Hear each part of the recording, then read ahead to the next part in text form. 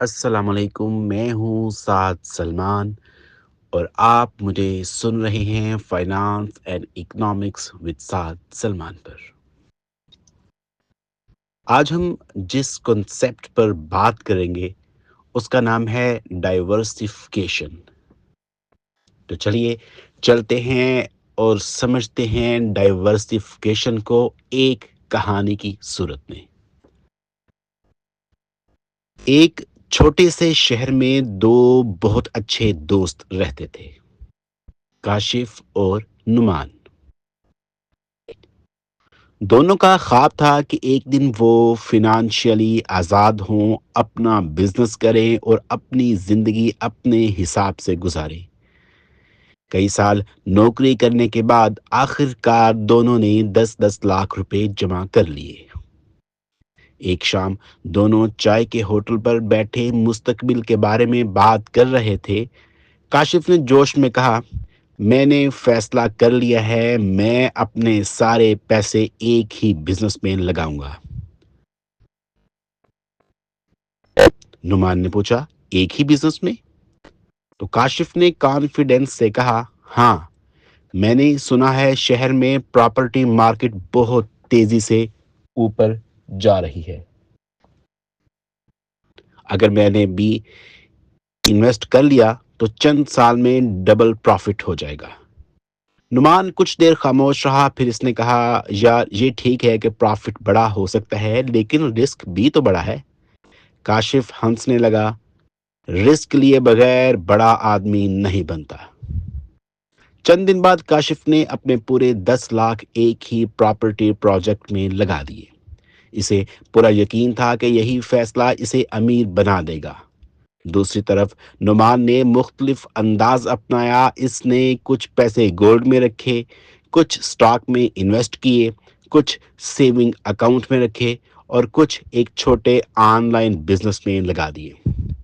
کاشف نے مذاق اڑاتے ہوئے کہا، تم بہت سلو کھیل رہے ہو، ایسے لوگ کبھی امیر نہیں بنتے۔ نعمان مسکرایا اور بولا، میں صرف پروفٹ نہیں دیکھ رہا، میں اپنے رسک کو بھی مینج کر رہا ہوں۔ وقت گزرتا گیا۔ شروع کے چند مہینوں میں کاشف بہت خوش تھا۔ پراپرٹی پرائسز واقعی بڑھ رہی تھی۔ وہ ہر کسی سے کہتا، دیکھا، میں نے کہا تھا نا، یہی سب سے بیسٹ انویسٹمنٹ ہے۔ لیکن پھر اچانک مارکیٹ بدل گئی۔ حکومت نے نئی پالیسیز لگا دی، پراپرٹی مارکیٹ سست پڑ گئی اور جس پروجیکٹ میں کاشف نے پیسے لگائے تھے وہ رک گیا۔ نہ پروجیکٹ مکمل ہو رہا تھا، نہ بائرز مل رہے تھے۔ کاشف پریشان ہونے لگا، اس کے سارے پیسے ایک ہی جگہ پھنس چکے تھے۔ وہ روز موبائل کھول کر مارکیٹ پرائسز دیکھتا اور ہر دن اس کی ٹینشن بڑھ جاتی۔ دوسری طرف نعمان کو بھی نقصان ہوا، اس کے کچھ سٹاکس نیچے گئے اور بزنس میں بھی پروفٹ کم ہوا۔ لیکن فرق یہ تھا کہ اس کے سارے پیسے ایک جگہ نہیں تھے۔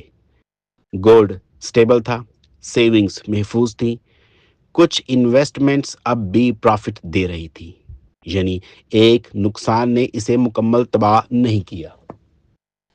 ایک رات کاشف نے نعمان کو فون کیا، اس کی آواز پریشان تھی، یار میں نے ساری زندگی کی سیونگز ایک ہی جگہ لگا دی اور سب پھنس گیا ہے۔ نعمان نے خاموشی سے کہا، کاشف، فائنانس میں ایک بہت پرانا اصول ہے، اپنے سارے انڈے ایک ہی ٹوکری میں مت رکھو۔ کاشف نے پوچھا، اس کا کیا مطلب؟